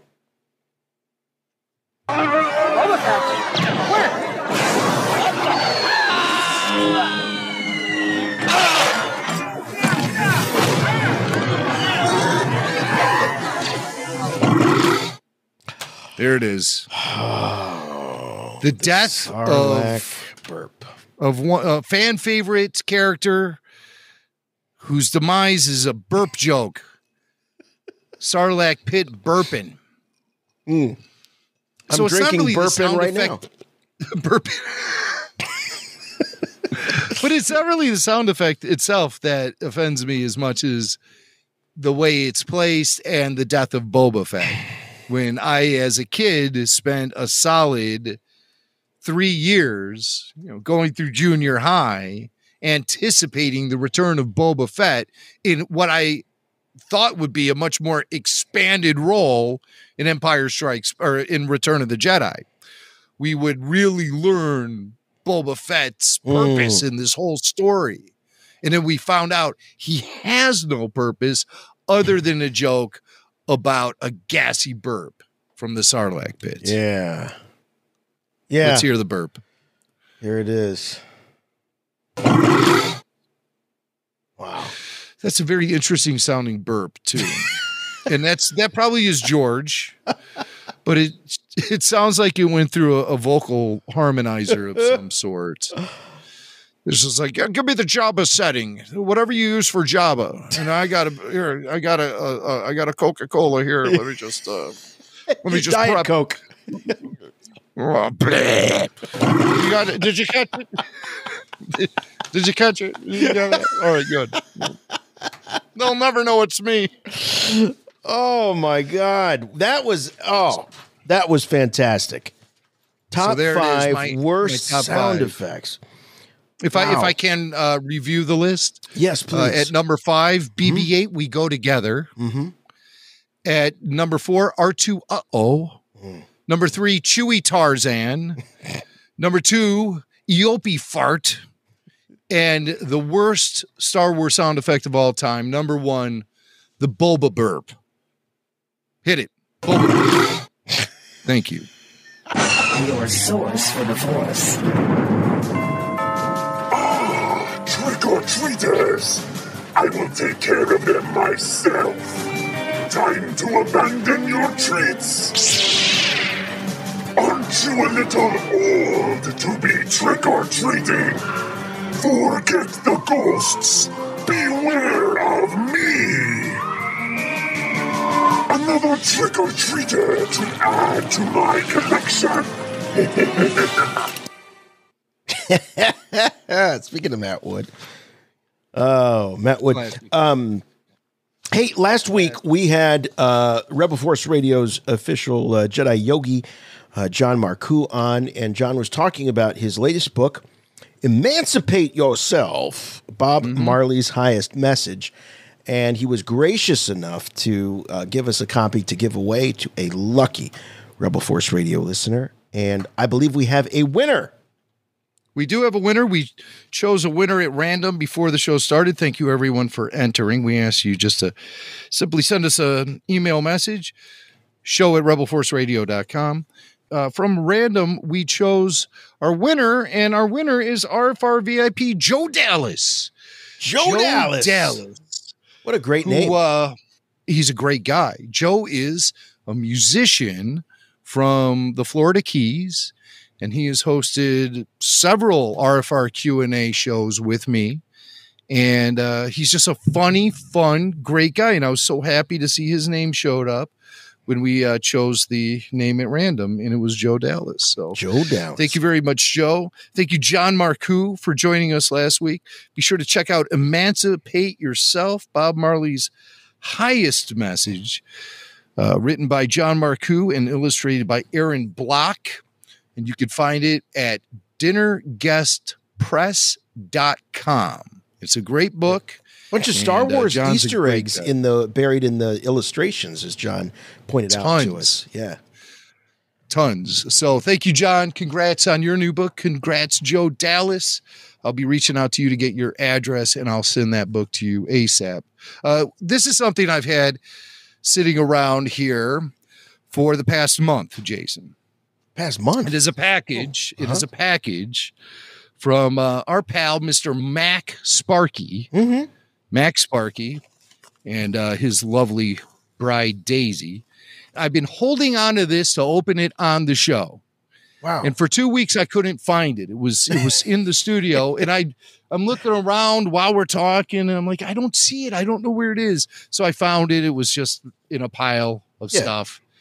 And it's a package from Mac Sparky. Mac Sparky, David Sparks.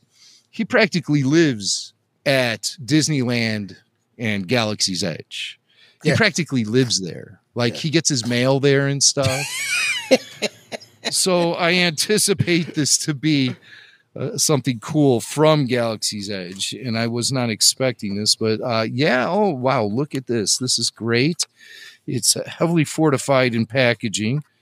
And it is an R6W1CH, R6 Witch. Oh, and it's an R2 droid. Oh, that's perfect for tonight.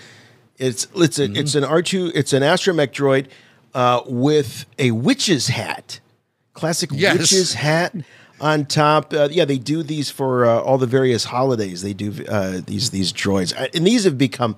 I'm not a big droid collector, but I love the holidays, and so I've been asking David to pick those up for me too. So there he is. That's cute, and I love the colors. So you got red and white, and black. Very Halloween, very witchy, like Sith witch. Very, very RFR, and very those RFR. are the RFR colors. Yeah, you're right.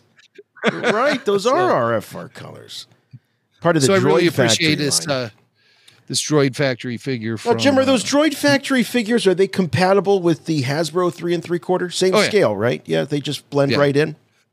Yeah, perfect. Yeah, perfect. okay. They fit in any 3 3/4 inch collection just fine. So I love them. Awesome. I love them. Those are the only figures you can actually find in the wild these days. Everything else is in shipping containers somewhere in the middle of the Atlantic Ocean. I can't. The Pacific Ocean, wherever these things come from. Yeah, we got to swim out to these big ships to get our Star Wars figures. That's how it is these days. Oh well, that's the way it's going to go until we're printing them at home by ourselves, and that will be a lot of fun. That will take a lot of the headache out of it, and the actual variety of what we'd be able to create at home is going to be even greater. So, thank you very much to the Sparky family of California. We look forward to seeing you guys next year for the big Star Wars convention in May. That's going to be a lot of fun. Big whoop-de-doo. And we'll definitely have to find time to get Swank and Billy Mack over to Galaxy's Edge. Oh, yeah. To the Falcon and the Rise of the Resistance and I can't wait. The Cantina. Oh, it's so much fun. So awesome. That's and hey, if you guys want to join us, we'll go with the crew. So just be on the lookout for RFR and follow us when we go over there. So we'll have details. We'll let you know. We'll let you know when we're going to be. That's about as organized as it's going to be. That's as organized as it's going to be. Just find us and follow us. That's right. That's the only organization you'll get from, and you'll get no commitment from us either. If you do follow us, you could end up in some seedy neighborhoods. That's all I'm saying. That's all I'm saying. Rebel Force Radio. You've already made that Star Wars reference. Your source for the Force. Star Wars parody. Oh, man, we love Star Wars and pop culture, especially when you send them our way. And we've got several here this week that you have sent us. This first one, perfect, again, for our Halloween theme, this being the official Halloween episode of 2021, Rebel Force Radio. Child's Play. So you may recall there was a remake of the classic 80s horror film Child's Play where Mark Hamill voiced the Chucky doll. Now it's a series. I guess there's a Child's Play series on like FX or one of the streamers. It's a weekly show. But and I don't know if Mark's involved in that, but Mark was involved in that Child's Play remake. And apparently, Jim, according to Travis, Rebel Force Radio listener from Westerville, Ohio, there's a Star Wars reference in the film, other than Mark Hamill, I guess. Yeah. As if Mark Hamill being Chucky isn't enough, we actually get a reference in the film. And Travis from OH.io. Thank you, Swank. You were very slow on that response, it's too. the lag. It's the, the internet. Oh, sure it is. Yeah, the lag, I think, is all going on between your two ears, pal. But we'll let you maintain your Ohio citizenship for now. But Travis was nice enough to actually send us audio of the Star Wars reference in the Child's Play reboot with Mark Hamill doing the voice of Chucky. So this is at a scene when Andy, the kid's name is Andy in Child's Play 2. Is that like some sort of knock on Toy Story or something? Where I think Toy Story maybe have borrowed it from Child's Play, possibly. That's dark. Yeah. But so Andy has just acquired his new little buddy doll, which is what they call that. That's the Chucky brand. He's a buddy doll. And when a kid gets a buddy doll, he gives him a name. He has to name the doll. So here is Andy unsuccessfully trying to give his new buddy doll a name that's familiar to us Star Wars fans. What's your name? Andy. Sup? Hi, Andy Sup. Sorry. What's my name? Han Solo. Did you say Chucky? What? No, not even close. Chucky. I like that. Chucky. I'm Chucky. It's so creepy. That's actually the first that I've heard, because I haven't seen this. I haven't seen this version of Child's Play, and I'm knowing that Mark was in it. I was sort of intrigued, but yeah, because Mark can play the creep. That's for darn sure. He does. He does here. Chucky. Well, Chucky. I like that. Chucky. So that's Child's Play with Mark Hamill. Imagine if the Han Solo name stuck, and then we'd have this sadistic killer toy named Han Solo murdering people in the film. I think George Lucas is going to sue somebody if that went down. But we and it's just nice that Mark Hamill's doing the voice too. You got to squeeze in a Star Wars reference. You got it, of course. That's good. That's good. Hey, we were talking about that book that the Howard brothers have written. The Boys, Clint and Ron Howard. And I know, Jim, you combed through the audio version listening for some Star Wars reference, something in there about George Lucas. And there was a little bit of there was a story about Ron Howard getting shot at by Mark Hamill and no. He was. Oh no, they were throwing bottles. That's right. They were throwing beer bottles. They weren't shooting. Him and Paul LeMat were throwing beer bottles out the hotel window. It's a Ron Howard who's desperately trying to move his Volkswagen Bug away from their artillery flying out the window. But no, this was dance, Opie, dance. Dance, Opie. But so Clint Howard while Ron had a story about Harrison Ford, Clinton had a story about George Lucas, and he tells a story on NPR. Now, I don't know if this shows up in the book. When I was combing through the Boys, I was looking specifically for some information about Ron Howard directing Solo and casting Clint in the film, and maybe even something about Bryce Dallas Howard directing Mandalorian episodes. But the book isn't about that. The book is about the Howard boys growing up as kid actors in Hollywood, and a lot of stories about their family and things like that. It's actually a good book, and I do recommend it. But Clint was on NPR. Wait, Don't Tell Me. And we were tipped off to this by a loyal RFR listener, Artie. And Artie says, Wait, Don't Tell Me on NPR recently had Ron and Clint Howard on the show. Clint, who as a 5-year-old appeared on Star Trek as the alien Baylock in the Corbomite. I always want to say Carbonite. The Corbomite maneuver. He played that little bald alien. Yeah. That talks to Kirk and everything. Right, with the laugh. Well Clint, yeah, right. He's got funky teeth too. Oh, yeah. And pre-braces Clint Howard, I'm sure. But Clint told a story that he auditioned for another Star franchise, The Wars. He auditioned for Luke Skywalker, as did most young actors in Hollywood, like 2,000 of them. He auditioned for Luke Skywalker, and he shared this great George Lucas story from the audition. And so this is from Wait, Wait, Don't Tell Me, NPR, from October 23rd. Clint Howard, George Lucas story. For me, Star Trek was just another job. It wasn't until later. It wasn't until actually George Lucas really blew me up at a casting audition one time. I actually went in to read for Star Wars, and I was reading for Luke Skywalker. And I walked into the casting session, and George Lucas turned around. He looked at me and he went, "Commander Baylock, Corbomite maneuver." And in my mind, I went, "George, get a friggin' life."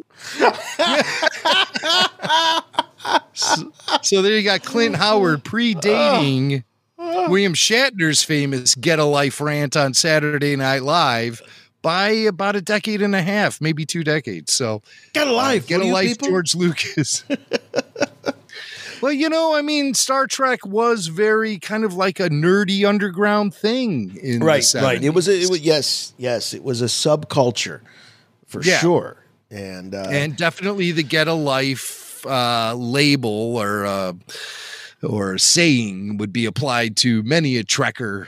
Oh yeah, they weren't even Trekkers back then; they were only Trekkies. Trekkies, yeah. It changed at some point. Like Trekkie became derogatory, a derogatory term. So Trekker was preferred. I remember, Ernie Klein and Adam Goldberg put that into Fanboys.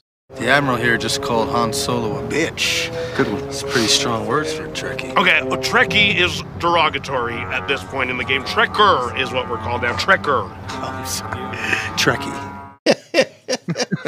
But so amazing because there's been talk about George and what an impact Star Trek had on him, and not necessarily that it influenced Star Wars, but he liked the show. He was a fan of the original series. He loves science fiction, and just hilarious. If this story is true, and I have no reason to believe that it's not, that not only did he know the name of the character, but the name of the episode.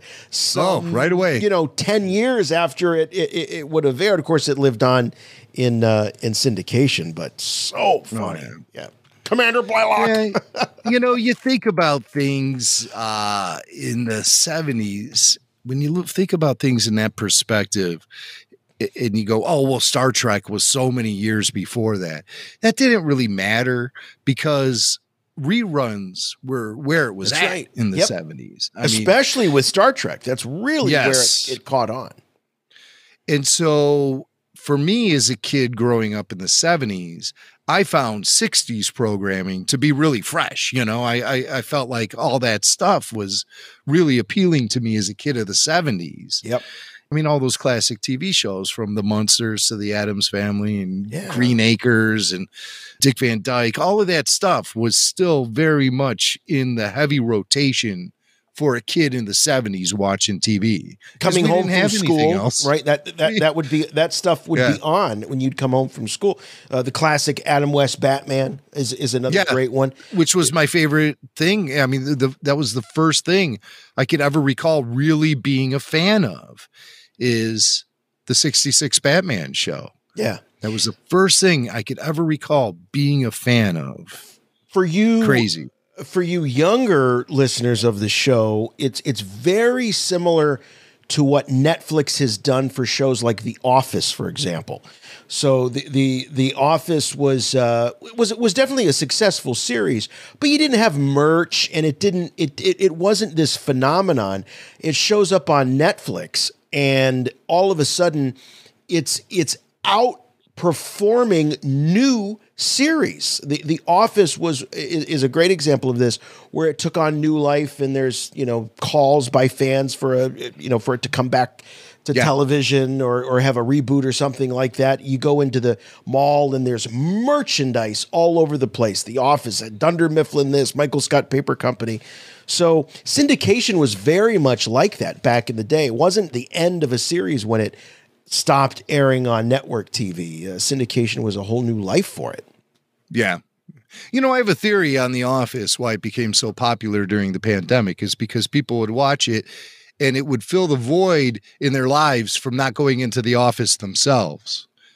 Oh yeah. I remember when working at the insurance company at one point, and somebody asked me what it was like. What was it like working? I'm saying, well, it was a lot like The Office, only not funny. So take all of the humor out of The Office, and that's what working at an insurance company was like back. Ugh, never want to go back there. But that's what she said. Okay.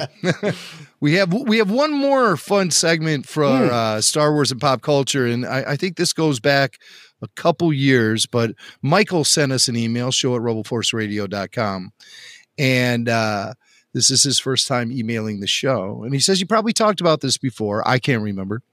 And hey, Michael, I can't remember either. So that's why we're talking about it now. Yeah. Michael says, I just saw someone trying to sell one of the rocket-firing Boba Fett figures on an old episode of Pawn Stars on the History Channel. I love Pawn Stars. That's a show I'll put on because, I watch TV largely. I'll put it on to eat a sandwich, and then I'll go back to whatever I was doing. Right. So I'll turn on the TV for 10 minutes at a time. Right. And Pawn Stars is great because then you get a whole thing. You get a whole beginning, middle, and end. Right. To a segment, and then you can just go out about your day. And I love it when they bring in Star Wars items for Chumley and Rick Harrison to look at and evaluate and stuff. Well, I don't know. It looks pretty cool.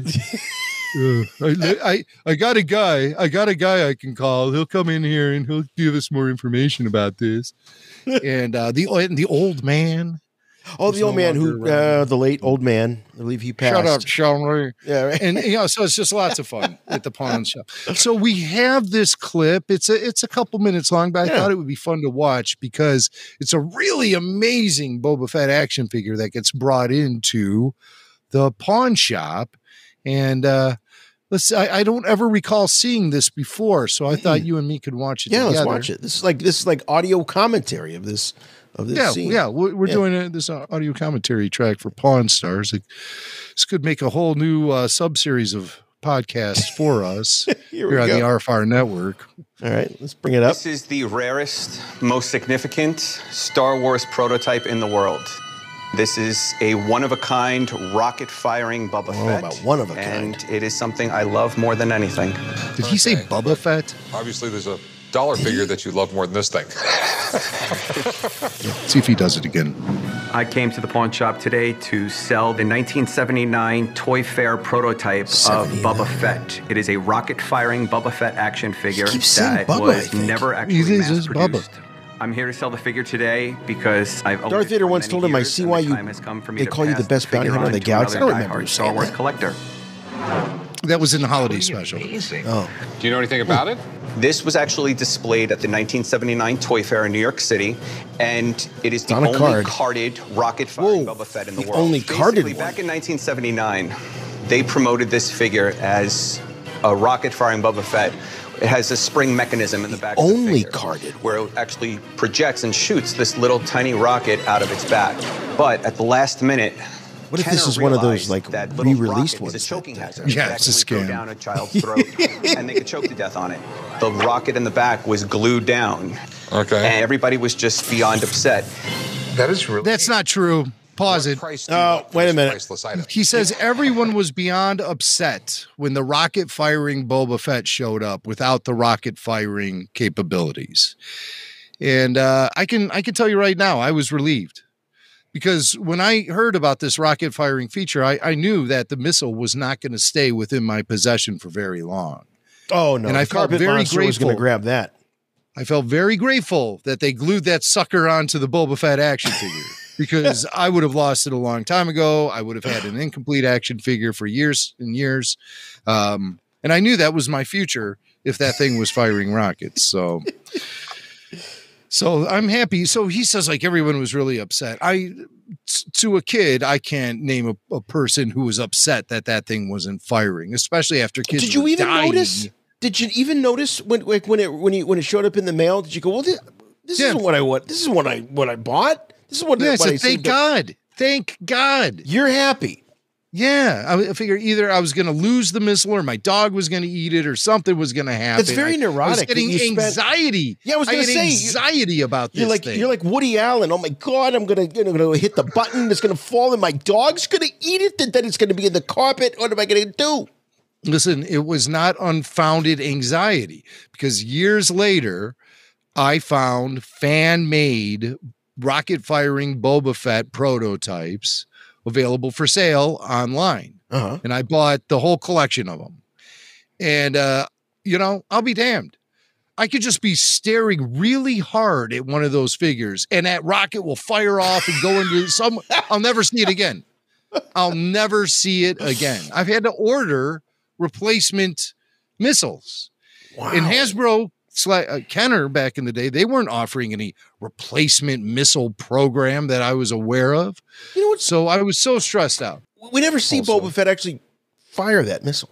We see Jango fire. No, we don't. We see Jango, and then of course we see Cobb Vanth do it, and Boba Fett in The Mandalorian, which is scratching an itch for sure, because we always wanted to see that thing fire. I just didn't want to see it fire in my bedroom, and then I would lose it.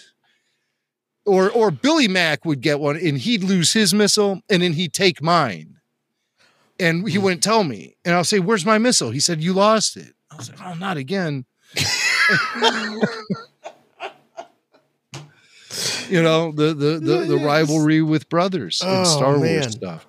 So I don't think you're not buying the fact that there were recollection of history is accurate. At least he didn't ask me, because I was a nervous wreck. Fans were very upset about this. I ordered like 4 of those Boba Fetts. And it was so exciting that summer, checking the mailbox every day for like months. I picture you like Ralphie in A Christmas Story, where he's looking for the little orphan Annie decoder ring. Skunked again. You shut you don't even bring the mail in for your mom. You just leave the mail in the mailbox. Well, they toy with you as a kid because they give you this shipment window. It's like anytime between 12 and 43 weeks. It's like, oh my God, when's it gonna show up? What was with shipping times back then? Like now you get stuff from Amazon in like 2 days, 1 day, some cases. Yeah. Well, 12 back to then, 14 Kenner didn't weeks. have warehouses in every major metropolitan area with drivers and delivery guys. But I just wanted to point that out. Yeah. That not everyone was upset when that Boba Fett showed up with that missile permanently. And like you say, Jason, you never see in the movies, he never launches that thing. No, he doesn't. So what's the point? What's the point? Right. Yeah. So when we do see that happen later in Phantom Menace, or excuse me, Attack of the Clones, that's really an homage to the action figure more than the other way around. And it's also an homage to my play pattern, because they don't get the missiles back either once they use them. Right. They're gone for good. Right. Just like in my room as a kid. So, very screen accurate. All right. Resuming Pawn Stars. Okay. And everybody was just beyond upset. Oh, that is really upset. neat. What price do you want for this priceless item? I am asking $150,000 firm. Okay. Since I have never even heard of this. Well, he's never heard of it. Let me call my Star Wars nerd. Okay. I would love to meet him. Well, apparently people like you get really excited over this. Absolutely. There's the nerd. Is it real? Yeah, there's no doubt about it. This is the holy grail of Star Wars toy collecting. It's right here, and it's in your store. All right, so what do you think I could sell it for? The extreme rarity of this is just off the charts. I mean, it's one of one we're talking about here. Minimal $125,000. Okay. Thank you. Ballpark. No problem. So you're He's in firm the at ballpark. 150. I'm firm at $150,000. It is a bargain. I'm not going to buy this for an investment. I'm going to buy this to resell it. I understand. So I'd give you $100,000 for it. I'm sorry, I can't do $100,000. $100,000 for an action figure. Change your mind? I got $100,000. I don't blame him Very though. much for the He's offer, walking. but I'm going to have to say no. He's walking. Okay. Yep, Thanks for he's coming out of though, there. man. You know what? You know what Thank you Steve very much. Sansweet would say. I feel that the expert's opinion is a little low. It's only worth what someone else is willing to pay for it. Of $100,000. Right. So it's not worth $150,000. It's worth $100,000 because that's what the Pawn Stars guy was willing to pay for it. Was $100,000. So that's exactly how much it's worth. Well, yeah, but he has to consider the overhead, having that thing in his store for, who knows how long. He's not buying it to invest in it. He's buying to move it. And typically to go into a pawn shop with an item like that would appeal to a large segment of hardcore collectors, guys in the Steve Sansweet range. For sure. Right. Your Gus Lopez's. Yeah, Steve you don't want to Sansweet's, go to a pawn shop to sell it. Well, it helps that it's shop. a pawn shop that's on TV. So that's that's what it's all about. Right. And the guy held firm at 150, and I think that was a very wise move on his part. Really, you would have held it too.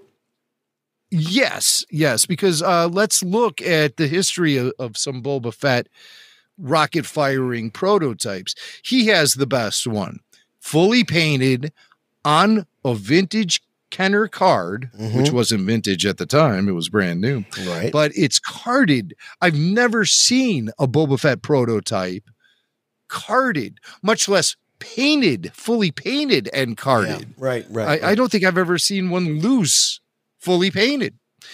And it's a holy grail. There's no question about it. And there have been some recent Boba Fett prototype sales that have gone down.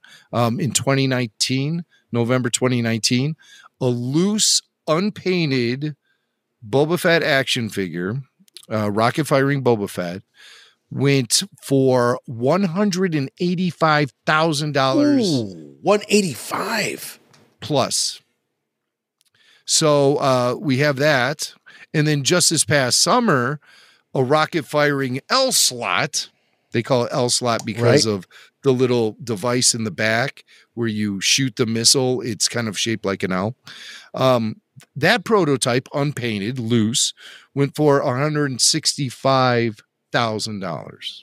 Wow. Now I'm looking at a J slot right here for you Patreon members that are watching this video.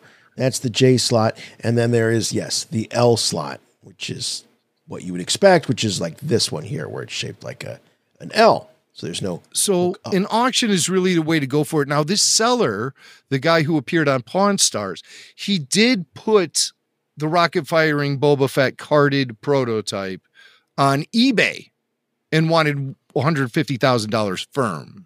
To the best of my knowledge, via research, it is still in that guy's possession. I do not really. Think he has not unloaded this.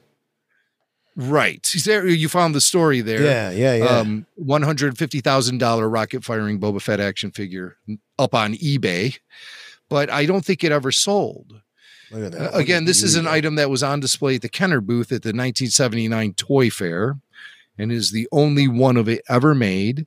Look at the tape on the bubble here. So this is a mock-up that they must have had. So the bubble wasn't even glued to the card. It seems to be, taped or something like that. Wow. That's amazing. I don't know where any other rocket firing Boba Fett action figures, the prototypes are on display outside of Rancho Obi-Wan. So if you guys want to ever take a visit there when they resume doing their membership tours, you should go there and check out Steve Sansweet has one. I remember Seth Green was over there once and he asked Steve if he can hold it. And Steve, affable guy, doesn't want to let anyone down, especially a celebrity like Seth Green. He let Seth hold it and the missile fired. Oh. Just like you predicted back in 1979. You don't have to be a Star Wars fan, even though I am, to appreciate the creative Halloween display one Ohio family dreamed up. Take a look here. It's quite impressive and quite huge. Wow. Nick Myers and his family built this enormous Rebel Force Radio.